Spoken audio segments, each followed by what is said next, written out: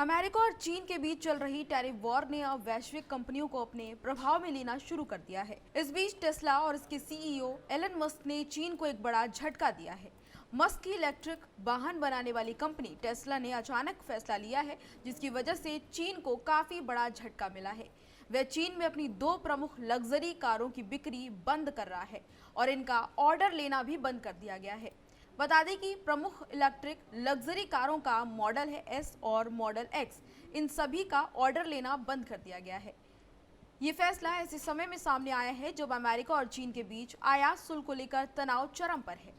Tesla की website पर अब मॉडल एस और मॉडल एक्स की बुकिंग का ऑप्शन हटा दिया। एक रिपोर्ट के अनुसार टेस्ला ने शुक्रवार को अपनी चीनी वेबसाइट पर इन दो लग्जरी गाड़ियों का ऑर्डर लेना बंद कर दिया है और यहां तक कि चीन में लोकप्रिय वीचैट मिनी प्रोग्राम पर भी इन कारों की बुकिंग उपलब्ध नहीं। ये दोनों ही मॉडल अमेरिका से इंपोर्ट किए जाते हैं और अब इनकी उपलब्धता पर रोक लगना इस बात का संकेत करती है कि टेस्ला भी टैरिफ वॉर के बीच अपने बिजनेस मॉडल में रणनीतिक बदलाव कर रही है। हाल ही में अमेरिका और चीन के बीच आयात शुल्क को लेकर हालात और बिगड़ गए। चीन ने अमेरिकी उत्पादों पर टैरिफ बढ़ाकर 125% कर दिया। ये कदम तब उठाया गया जब अमेरिका ने पहले ही चीनी उत्पादों पर टैरिफ को 145% बढ़ा दिया था। दोनों देशों की ये नीति जैसे को तैसा पर आधारित रही। जहां एक देश के टैरिफ बढ़ाने का जवाब दूसरे देश ने वैसा ही दिया। इससे वैश्विक व्यापार पर काफी असर पड़ा और कंपनियों को इससे उत्पाद और निर्यात योजनाओं पर भी दोबारा विचार करना पड़ रहा है।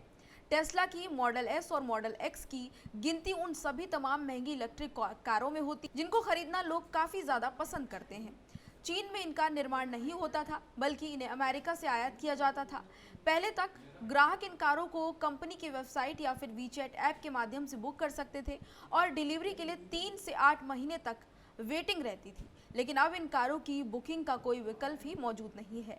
हालांकि टेस्ला ने संघाई स्थित गीगा फैक्ट्री में बनने वाले मॉडल 3 और मॉडल वाई की बुकिंग अभी भी इसी तरह से जारी रखी है जिस तरीके से पहले थी। ये दोनों मॉडल चीन में ही बनाए जाते हैं, इस वजह से इन पर टैरिफ वॉर का उतना प्रभाव नहीं पड़ा है।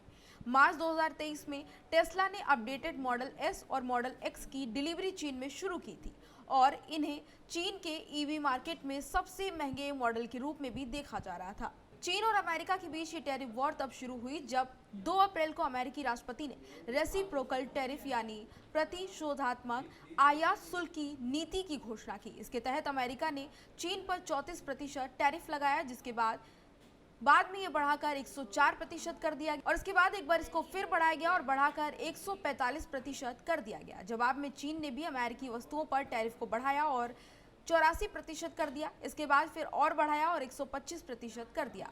हालांकि अमेरिका ने बाकी 50 देशों से बातचीत के आधार पर टैरिफ को 9 जुलाई 2025 तक के लिए रोक दिया है, लेकिन चीन को इस तरह की छूट से बाहर रखा गया है।